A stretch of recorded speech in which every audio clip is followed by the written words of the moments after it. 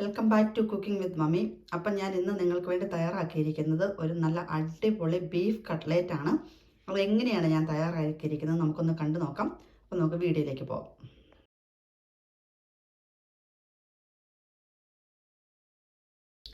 Beef cutlet തയ്യാറാക്കുന്നതിന് വേണ്ടി ഞാനിവിടെ 1 കിലോ ബീഫാണ് നല്ലതുപോലെ ആട്ടപ്പൊടിയിലും ഉപ്പും ഒക്കെ ഇട്ട് നന്നായിട്ട് സോക്ക് ചെയ്ത് വെച്ചതിന് ശേഷം കഴുകി വാരി എടുത്ത് വെച്ചിരിക്കുന്നതാണ്, ഡ്രെയിൻ ചെയ്ത്. ഇത് 1 കിലോയുണ്ട്. ഒട്ടും നെയ്യില്ലാത്ത ബീഫ് വേണം നമ്മൾ ബീഫ് കട്ട്ലേറ്റിലെടുക്കാൻ. അതുപോലെ ഇത് ഇച്ചിരി വീതിയിൽ ഇങ്ങനെ കനം കുറച്ചാണ് ഞാൻ അരിഞ്ഞെടുത്തിരിക്കുന്നത്. അപ്പം നമുക്ക് പെട്ടെന്ന് തന്നെ ഇത് റെഡിയാക്കിയിട്ട് ഞാനത് പ്രഷർ കുക്കറിലോട്ട് മാറ്റിയിട്ടുണ്ട്. ഇനി നമുക്കിതിനുള്ളിലേക്ക് കുറച്ച് ഇൻഗ്രീഡിയൻസ് ചേർക്കണം. നമുക്ക് അതിനുള്ള ഇൻഗ്രീഡിയൻസ് ഒക്കെ കൂടെ ഒന്ന് ചതച്ചെടുക്കാം. കട്ട്ലേറ്റിന് എപ്പോഴും ഇഞ്ചിയുടെ ടേസ്റ്റ് വേണം മുമ്പോട്ട് നിൽക്കാനായിട്ട്. വെളുത്തുള്ളി പുറകോട്ട് നിന്നാൽ മതി. അപ്പോൾ ഞാനൊരു ചെറിയ പീസ് ഇഞ്ചി ചെറിയ കഷ്ണങ്ങളായിട്ട് അരിഞ്ഞ് എടുത്ത് വെച്ചു. ഒരു 3 പച്ചമുളക് എടുത്തിട്ടുണ്ട്. മുളകൊക്കെ നമ്മുടെ എരിവിന് ആവശ്യമായിട്ട് എടുക്കുക. ചിലർക്ക് നന്നായിട്ട് എരിവ് വേണമെങ്കിൽ അതനുസരിച്ച് പച്ചമുളകൊക്കെ കൂട്ടിയെടുക്കാം. അപ്പോൾ പിള്ളേർക്കൊക്കെ കൊടുക്കാനുള്ള രീതിയിലാണ് മുളകിൻ്റെ അളവൊക്കെ കുറച്ചെടുക്കുക. അപ്പോൾ എരിവ് നോക്കി വേണം സ്പൈസസ് ഒക്കെ ആഡ് ചെയ്യാൻ. ഒരു 2 അല്ലി വെളുത്തുള്ളി തൊലി കളഞ്ഞെടുത്ത് വെച്ചിരിക്കുന്നതാണ്. ഒരു 3/4 ടേബിൾ സ്പൂൺ കുരുമുളക് എടുത്തിട്ടുണ്ട്. കുരുമുളകും കൂടെ ഇട്ട് നമ്മളിതെല്ലാം കൂടെ ഒന്ന് ക്രഷ് ചെയ്തെടുക്കാൻ പോവുകയാണേ. 3/4 ടേബിൾ സ്പൂൺ പെരിഞ്ചീരകം, ഫെനൽ സൈഡ്, അതും കൂടെ. പെരിഞ്ചീരകത്തിൻ്റെ ടേസ്റ്റ് ബീഫ് കട്ട്ലേറ്റിന് ഉള്ളത് നല്ല ടേസ്റ്റാണ്. അപ്പോൾ ഇതെല്ലാം കൂടി നന്നായിട്ടൊന്ന്, ഒത്തിരി അങ്ങ് അരച്ചെടുക്കണ്ട, ഒന്ന് ക്രഷ് ചെയ്തെടുക്കാം. നമുക്കൊന്ന് മിക്സിയുടെ റിവേഴ്സ് ബട്ടണിലേക്ക് ഇട്ട് ചെറുതായിട്ടൊന്ന് ക്രഷ് ചെയ്തെടുത്താൽ മതി. നമ്മൾ ചതച്ചെടുത്ത ഇൻഗ്രീഡിയൻസ് നമുക്ക് ഇതിനുള്ളിലേക്ക് ആഡ് ചെയ്ത് കൊടുക്കാം. ഒരു കുറച്ച് കറിവേപ്പിലയും കൂടെ ആഡ് ചെയ്യുവാണേ. കറിവേപ്പിലയൊക്കെ നന്നായിട്ട് ഇടുവാണെങ്കിൽ കട്ട്ലേറ്റിന് നല്ല ടേസ്റ്റ് ആയിരിക്കും. അപ്പം കൂടുതലുണ്ടെങ്കിൽ അതനുസരിച്ച് കൂടുതലിടാം. ഇനി ഇതിപ്പോൾ എല്ലാം കൂടെ നമ്മൾ മിൻസ് ചെയ്തെടുക്കാനുള്ളതാണ്. അതുകൊണ്ട് ഞാനത് അരിഞ്ഞൊന്നും ചേർക്കുന്നില്ല. ഇത് വീണ്ടും നമുക്ക് ഇത് പൊടിച്ചെടുക്കാനുള്ളത്. അപ്പം അങ്ങനെ തന്നെ അങ്ങ് ഇട്ടാൽ മതി. ഒരു 1/4 ടേബിൾ സ്പൂൺ മഞ്ഞൾപ്പൊടിയും കൂടെ ആഡ് ചെയ്യുവാണേ. ഏകദേശം ഒരു 3/4 ടേബിൾ സ്പൂണോളം ഉപ്പ് അതും ആഡ് ചെയ്തു. അപ്പോൾ ഞാനതെല്ലാം കൂടെ നന്നായിട്ട് അതിലേക്ക് ഒന്ന് മാരിനേറ്റ് ചെയ്ത് പിടിപ്പിച്ചിട്ടുണ്ട്. ഇനി ഞാൻ നോക്കിക്കോ, ഒരു തുള്ളി വെള്ളം പോലും ഇതിനകത്ത് ഒഴിക്കുന്നില്ല. ഇതിനകത്തുനിന്ന് തന്നെ ബീഫിൽ നിന്ന് തന്നെ വെള്ളം ഉണ്ടായിരിക്കും. നമുക്ക് ഒട്ടും വെള്ളം കാണാൻ പാടില്ല. ബീഫ് നല്ല ഡ്രൈ ആക്കി പറ്റിച്ചെടുക്കണം. അപ്പം ഞാൻ എല്ലാ ഇതിലും പറയുന്ന പോലെ പ്രഷർ കുക്കറിൻ്റെ വിസിലൊക്കെ ഓരോരുത്തരുടെ ഇതനുസരിച്ച്, പ്രഷർ കുക്കറിൻ്റെ വേവ് അനുസരിച്ച് നമുക്കറിയാമല്ലോ, അതനുസരിച്ച് അഡ്ജസ്റ്റ് ചെയ്യുക. എനിക്കിതിനകത്തൊരു 3 വിസിൽ മീഡിയം ഫ്ലെയിമിലിട്ട് വന്നാൽ ഈ ബീഫ് നന്നായിട്ട് വെന്ത് കിട്ടും. അപ്പം നമുക്കിതിനെ പ്രഷർ കുക്കർ അടച്ച് നന്നായിട്ടൊന്ന് വേവിച്ചെടുക്കാം. പിന്നെ ബീഫ് അധികം വെന്ത് പോകാതെ നോക്കണേ. അതിനകത്ത് ഒത്തിരി അങ്ങ് നമ്മൾ കറക്കി വേവിക്കുന്ന പോലെ നന്നായിട്ടിട്ട് അങ്ങ് വേവിക്കരുത്. അപ്പോൾ അതിൻ്റെ ആ നാരൊക്കെ അതുപോലെ തന്നെ ഇരിക്കണം ബീഫ് കട്ട്ലേറ്റിനകത്ത്. അന്നേരമാണ് നമ്മൾ കടിക്കുമ്പോഴൊക്കെ ഒരു നല്ല രുചി കാണാനും ഒക്കെ ഒരു ഭംഗി വരുന്നത്. അപ്പം നമുക്ക് ഒത്തിരി വെന്ത് പോകാതെ ബീഫ് വേവിച്ചെടുക്കാൻ നോക്കണേ.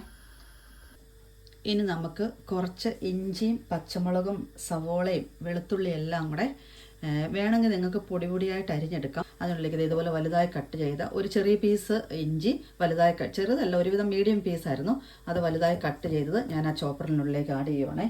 2-3 പച്ചമുളകും ഒരു 2 അല്ലി വെളുത്തുള്ളിയും കൂടെ തൊലി കളഞ്ഞെടുത്ത് അതും കൂടെ ചേർത്ത് നമുക്ക് കുറച്ച് കറിവേപ്പിലയും കൂടെ കറിവേപ്പിലയും ഇതെല്ലാം വേണമെങ്കിൽ ചെറിയതായിട്ട് പൊടിയായിട്ട് ഇരുന്ന് അരിയണമെങ്കിൽ അരിയാം. ഞാൻ പണ്ടൊക്കെ അങ്ങനെ ചെയ്യായിരുന്നു. പക്ഷേ ഇപ്പോൾ ഈ ചോപ്പർ വാങ്ങിച്ചതുകൊണ്ട് കട്ട്ലേറ്റൊക്കെ ഉണ്ടാക്കാനും അങ്ങനെ പല തോരനൊക്കെ ഉണ്ടാക്കാനാണെങ്കിലും എല്ലാത്തിനും നല്ല എളുപ്പമായിട്ട് എനിക്ക് ഫീൽ ചെയ്യാറുണ്ട്. അപ്പോൾ ഇങ്ങനെ ഒരു ചോപ്പർ ഉണ്ടെങ്കിൽ നമുക്ക് പരിപാടികളൊക്കെ വളരെ എളുപ്പമാട്ടോ. അപ്പോൾ ഇത് നമുക്കൊന്ന് ചോപ്പ് ചെയ്തെടുക്കാം. ഞാൻ ഒരു പിടി കറിവേപ്പിലയും കൂടെ ഇതിനുള്ളിലേക്ക് തന്നെ ആഡ് ചെയ്ത് ഒന്നിച്ചിട്ടാണ് എല്ലാം കൂടെ ഒന്ന് ക്രഷ് ചെയ്തെടുക്കാൻ പോകുന്നത്. നമ്മുടെ ബീഫ് അവിടെ റെഡിയാകുന്ന സമയത്ത് നമുക്കിതിനുള്ള സാധനങ്ങളെല്ലാം കൂടെ ഒന്ന് റെഡിയാക്കി വെക്കാം. എല്ലാം നല്ല സൂപ്പറായിട്ട് നമുക്കിത് പൊടിഞ്ഞ് കിട്ടിയിട്ടുണ്ട്. ഈ ഒരു പരുവത്തിൽ പൊട്ടിച്ചെടുത്താൽ മതി. ഞാനിവിടെ ചെറുതായി ഈ ഒരു വലിപ്പത്തിൽ ഒരു 4 മീഡിയം സൈസ് 5 സവോള കേട്ടോ, 5 സവോള ഈ ഒരു വലിപ്പത്തിൽ കട്ട് ചെയ്ത് വെച്ചിട്ടുണ്ട്. ഇതും ഞാൻ ഈ സെയിം രീതിയിൽ തന്നെ ചോപ്പറിലോട്ടിട്ട് ചോപ്പ് ചെയ്തെടുക്കാൻ പോകണം. ഇത് കണ്ടോ, സവോള മൊത്തം ഞാൻ നന്നായിട്ട് ചോപ്പ് ചെയ്തെടുത്തിട്ടുണ്ട്. ബീഫ് അവിടെ വേഗം വെക്കുന്നതിന് മുമ്പിൽ തന്നെ ഞാനൊരു 4 പൊട്ടറ്റോ, ഒരു 4 മീഡിയം സൈസ് പൊട്ടറ്റോ കുക്കറിലോട്ട് ഒരു 4 പ്രാവശ്യം അടിച്ച് വെച്ചിരിക്കുന്നതാണ്. ഇത് നല്ല പൊട്ടിക്കീറി നല്ല സോഫ്റ്റായിട്ട് നന്നായിട്ട് വെന്തിരിപ്പുണ്ട്. ഇനി നമുക്കിതിൻ്റെ ചൂടാറുന്നതിന് മുമ്പിൽ തന്നെ ഇതിൻ്റെ സ്കിന്നെടുത്ത് മാറ്റി നന്നായിട്ട് ഇത് മാഷ് ചെയ്ത് വെക്കാം. നമ്മളുടെ പൊട്ടറ്റോ ഞാൻ നന്നായിട്ടൊന്ന് മാഷ് ചെയ്ത് ചൂടോടെ തന്നെ മാഷ് ചെയ്തെടുക്കണം. അപ്പോൾ നമ്മളുടെ മാഷ് പൊട്ടറ്റോ ഇവിടെ റെഡി ആയിട്ടുണ്ട്. അത് നമുക്ക് മാറ്റി വെക്കാം. അപ്പോൾ നമ്മുടെ ബീഫ് വിസിലൊക്കെ റെഡിയായി. ഇവിടെ 3 വിസിലടിച്ച് ഇവിടെ റെഡി ആയിട്ടിരിപ്പുണ്ട്. ബീഫ് നമുക്കൊന്ന് വെന്തോന്ന് നോക്കാം. അതിൻ്റെ നാരൊക്കത്തെ അങ്ങനെ തന്നെ കണ്ടോ, അത്രയേ ഉള്ളൂ വേഗാവുള്ളൂ. ഒത്തിരി അങ്ങ് വെന്ത് പോകരുത്. ഈ ഒരു പരുവത്തിൽ നന്നായിട്ട് വെന്ത് വന്നിട്ടുണ്ട്. നന്നായിട്ടല്ല, അതിൻ്റെ കറക്റ്റ് പാകത്തിന് വെന്ത് വന്നിട്ടുണ്ട്. ഒത്തിരി അങ്ങ് പൊടിഞ്ഞു പോയിട്ടൊന്നുമില്ല. പക്ഷേ ഇതിനകത്തുണ്ട് നമ്മളൊരു തുള്ളി പോലും വെള്ളം ബീഫിൽ ഒഴിച്ചില്ലായിരുന്നു. ബീഫിൽ തന്നെ ഉണ്ടായി വന്നിരിക്കുന്ന വെള്ളമാണ്. ഈ കട്ട്ലേറ്റിന് നമ്മൾ ഇത് മിൻസ് ചെയ്തെടുക്കും. നമുക്കിനി ഇതെല്ലാം കൂടി മിൻസ് ചെയ്തെടുക്കണം. അന്നേരം ഇതിനകത്ത് ഒട്ടും വെള്ളം കാണാൻ പാടില്ല. അപ്പോൾ നമുക്ക് ഈ വെള്ളം ഒന്ന് പറ്റിച്ചെടുക്കാം. നമ്മുടെ ബീഫിൻ്റെ വെള്ളം വറ്റി വരുന്ന സമയത്ത് നമുക്കൊരു കുറച്ച് എണ്ണ പാൻ അടുപ്പിലോട്ട് വെച്ചിട്ടുണ്ട്. അതിലേക്ക് ചൂടായി കുറച്ച് എണ്ണ ഒഴിച്ച്, ഓയിലാണ് ഞാൻ ഒഴിച്ചു കൊടുക്കുന്നത്, സൺഫ്ലവർ ഓയിൽ. നിങ്ങൾക്ക് വേണമെങ്കിൽ വെളിച്ചെണ്ണയിൽ ഉണ്ടാക്കണമെങ്കിൽ വെളിച്ചെണ്ണയിൽ ഉണ്ടാക്കാം.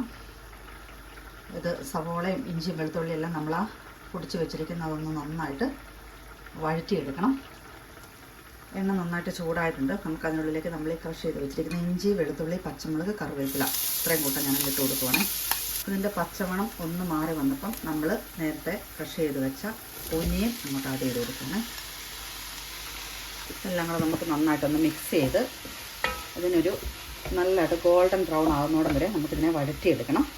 ഇതൊന്ന് വഴന്ന് വരാനായിട്ട് കുറച്ച് ഉപ്പിട്ട് കൊടുക്കണം. ഇത് കാരണം നമ്മൾ ബീഫിൽ ഉപ്പ് ചേർത്തിട്ടുണ്ട്. അപ്പോൾ ഉപ്പിനെ ശ്രദ്ധിച്ച് വേണം ഇടാൻ.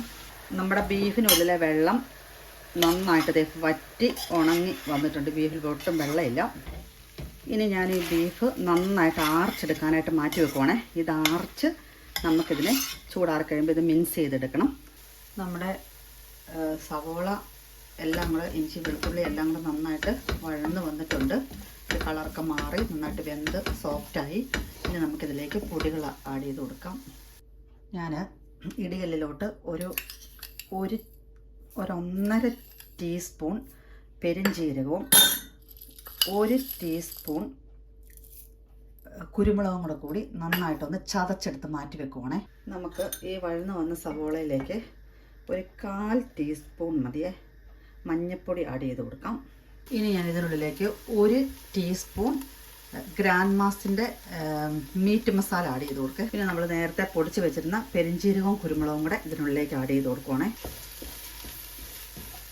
ഫൈനലി നമ്മുടെ ഗരം മസാല ലാസ്റ്റ് വേണം ഗരം മസാല ആഡ് ചെയ്യണേ. അതിൻ്റെ ഒരു ടേസ്റ്റും ഒക്കെ കൂടെ വരുമ്പോഴാണ് കട്ട്ലേറ്റിന്, ബീഫ് കട്ട്ലേറ്റിന് ഒരു നല്ല ടേസ്റ്റ് വരുന്നത്. അപ്പോൾ നമുക്ക് ഈ പൊടികളെല്ലാം ഇട്ട് നന്നായിട്ട് ഇതൊന്ന് മൂപ്പിച്ചെടുക്കാം. ഇൻഗ്രീഡിയൻസ് എല്ലാം കൂടെ നന്നായിട്ട് വഴറ്റി എടുത്തിട്ടുണ്ട്. മസാലകളും ഉള്ളി, വെളുത്തുള്ളി എല്ലാം കൂടെ. ഇനി നമ്മുടെ ബീഫ് മിൻസ് ചെയ്തെടുത്തതാണേ. നമുക്ക് ഈ ഇൻഗ്രീഡിയൻസ് എല്ലാം കൂടി നന്നായിട്ടൊന്ന് മിക്സ് ചെയ്ത് വെള്ളമയമില്ലാതെ നന്നായിട്ടൊന്ന് യോജിപ്പിച്ചെടുക്കാം. ഇനി നമ്മൾ മാഷ് ചെയ്ത് നേരത്തെ വെച്ചിരിക്കുന്ന പൊട്ടറ്റോ ഇതിനുള്ളിലേക്ക് ആഡ് ചെയ്ത് കൊടുക്കുവാണേ. അതും കൂടെ ചേർത്ത് നന്നായിട്ട് ഇതിനെ വീണ്ടും മിക്സ് ചെയ്യണം. അപ്പോൾ നമുക്കിതിനെ നന്നായിട്ട് ഒന്നും കൂടെ മിക്സ് ചെയ്തിട്ട് ടേസ്റ്റ് നോക്കണം. നമുക്കിത് നന്നായിട്ട് ഇതെല്ലാം കൂടെ ഇത് മിക്സ് ചെയ്യാം. അപ്പോൾ എല്ലാ ഇൻഗ്രീഡിയൻസും കൂടെ നന്നായിട്ട് മിക്സ് ചെയ്ത് ഈ ഒരു പരുവത്തിലായിട്ടുണ്ട്. വെള്ളമയമൊന്നും ഒട്ടുമില്ല. നമുക്ക് ഉരുട്ടിയെടുക്കാൻ പരുവത്തിനാണ് റെഡിയായിരിക്കുന്നത്. ഇനി ഇതിനെ നമുക്കൊന്ന് ചെറുതായിട്ടൊന്ന് ആർച്ചിട്ട് വേണം. കാരണം ഇപ്പോൾ ഇതിലേക്ക് കൈ തൊട്ടാൽ നമ്മൾ കൈ ഉള്ളും. കൈ വെച്ചും കൂടെ നന്നായിട്ടൊന്ന് മിക്സ് ചെയ്യും. നമുക്ക് കുറച്ച് ബ്രെഡ് ക്രംസ് ഞാൻ ഇവിടെ ഉണ്ടാക്കിയത് ഹോം മെയ്ഡ് ബ്രെഡ് ക്രംസ് ആണ്. നമ്മുടെ ഹോൾ മീലിൻ്റെ ബ്രൗൺ ബ്രെഡ് നന്നായിട്ട് ടോസ്റ്റ് ചെയ്തിട്ട്, ഇച്ചിരി നന്നായിട്ട് അങ്ങ് ടോസ്റ്റ് ചെയ്തിട്ട് ചെറിയ പീസാക്കി മിക്സിയുടെ ജാറിലോട്ടിട്ട് പൊടിച്ചെടുത്തിരിക്കുന്നതാണിത്. ഇനി നമുക്ക് ഇതൊന്ന് കോട്ട് ചെയ്തെടുക്കാനായിട്ട് കുറച്ച് എഗ് വൈറ്റ് നന്നായിട്ട് ബീറ്റ് ചെയ്ത് ഞാൻ വെച്ചിട്ടുണ്ട്. അതിന് മുമ്പായിട്ട് ഒരു മൂന്ന് വേണ്ട, ഒരു നിറച്ച് 2 സ്പൂൺ മതി കോൺഫ്ലോറാണ് ഞാൻ ആഡ് ചെയ്തിരിക്കുന്നത്. കോൺഫ്ലോർ ഇട്ട് ഒരു ശകലം വെള്ളത്തിലൊന്ന് ചാലിച്ച്, ഒത്തിരി വെള്ളം അധികമായി പോകരുത്, ചാലിച്ചെടുത്ത് നമുക്ക് ഇതിനുള്ളിലേക്ക് എഗ്ഗ് ബീറ്റ് ചെയ്തും കൂടെ ചേർത്ത് കഴിയുമ്പം നമ്മുടെ കട്ട്ലേറ്റ് ഉണ്ടാക്കുമ്പോൾ ഒട്ടും പൊട്ടിപ്പോകത്തില്ല. അപ്പോൾ നമ്മളുടെ കോൺഫ്ലോർ തേഞ്ഞ നന്നായിട്ട് ഒട്ടും കട്ടയൊന്നും ഇല്ലാതെ ഇതിലേക്ക് മിക്സ് ചെയ്തിട്ടുണ്ട്. ഇനി ഒരു 3 എഗ് വൈറ്റ് എടുത്ത്, ഞാൻ ആ മഞ്ഞ എടുക്കാറില്ല, കാരണം അന്നേരം ഒരു ഉളുമ്പ് വരും. എഗ്ഗിൻ്റെ വൈറ്റ് തന്നെയാണ് ഞാൻ എടുക്കുന്നത്. നന്നായിട്ട് ബീറ്റ് ചെയ്ത് വെച്ചിരിക്കുന്നതാണ്. ഇതും കൂടെ ഇതിനുള്ളിലേക്കിട്ട് നന്നായിട്ട് നമ്മൾ ഒന്നും കൂടെ ബീറ്റ് ചെയ്യുവേ. അപ്പോൾ നമ്മളുടെ കട്ട്ലേറ്റിൻ്റെ മിക്സ് നന്നായിട്ട് തണുത്ത് വന്നിട്ടുണ്ട്. ഇനി നമ്മുടെ നെക്സ്റ്റ് പരിപാടി എന്ന് പറയുന്നത് ഇതിനെ ഷേപ്പ് ചെയ്തെടുക്കണം. ഷേപ്പിംഗ് ഒക്കെ നമ്മുടെ ഇഷ്ടത്തിന് നമുക്ക് ചെയ്യാം. കട്ട്ലേറ്റ് കട്ടർ ഉണ്ടെങ്കിൽ അത് വെച്ച് ചെയ്യാം. ഹാർട്ടിൻ്റെ ഷേപ്പിലോ റൗണ്ട് ഷേപ്പിലോ ഓവൽ ഷേപ്പിലോ ഒക്കെ നമ്മുടെ ഇഷ്ടമാണ്.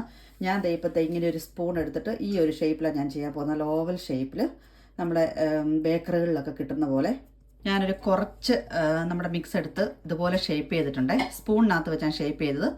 ഏത് ഷേപ്പിൽ വേണമെങ്കിലും നമുക്ക് ഇഷ്ടമുള്ള പോലെ ചെയ്യാം. ഞാൻ ഈ ഒരു ഷേപ്പിലാണ് ഇപ്പോൾ ചെയ്തിരിക്കുന്നത്. ഇനി നമുക്കിതൊന്ന് കോട്ട് ചെയ്തെടുക്കാം. അപ്പോൾ ഞാൻ നമ്മുടെ എഗ് വൈറ്റ് ബീറ്റ് ചെയ്തതും കോൺഫ്ലോറും ഉള്ള മിക്സും ബ്രെഡ് ക്രംസും ഇവിടെ റെഡിയാക്കി വെച്ചിട്ടുണ്ട്.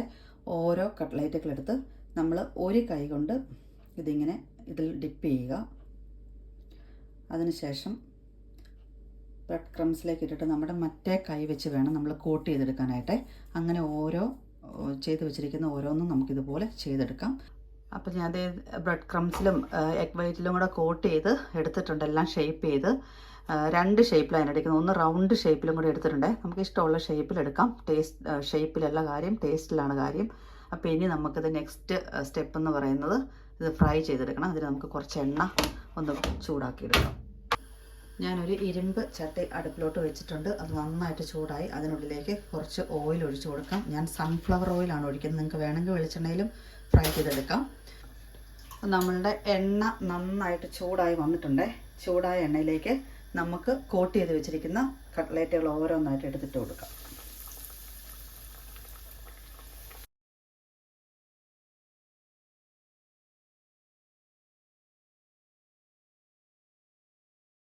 കട്ട്ലേറ്റ് ഉണ്ടാക്കുമ്പം നമ്മൾ എപ്പോഴും ശ്രദ്ധിക്കേണ്ട ഒരു കാര്യം, തീ ഒത്തിരി ഹൈ ഫ്ലെയിമിലോട്ട് ഇടരുത്. പെട്ടെന്ന് അതിൻ്റെ പുറം അങ്ങ് കരിഞ്ഞു പോവുകയും ചെയ്യും. അകം ഒന്ന് ഇതാകത്തുമില്ല. ഇതിപ്പം ഒരു മീഡിയം ഫ്ലെയിമിലിട്ട് ചെയ്യുകയാണെങ്കിൽ പുറം നല്ല ക്രഞ്ചി ആയിട്ട് കിട്ടുകയും ചെയ്യും. അകം നല്ല സോഫ്റ്റ് ആയിട്ടിരിക്കുകയും ചെയ്യും.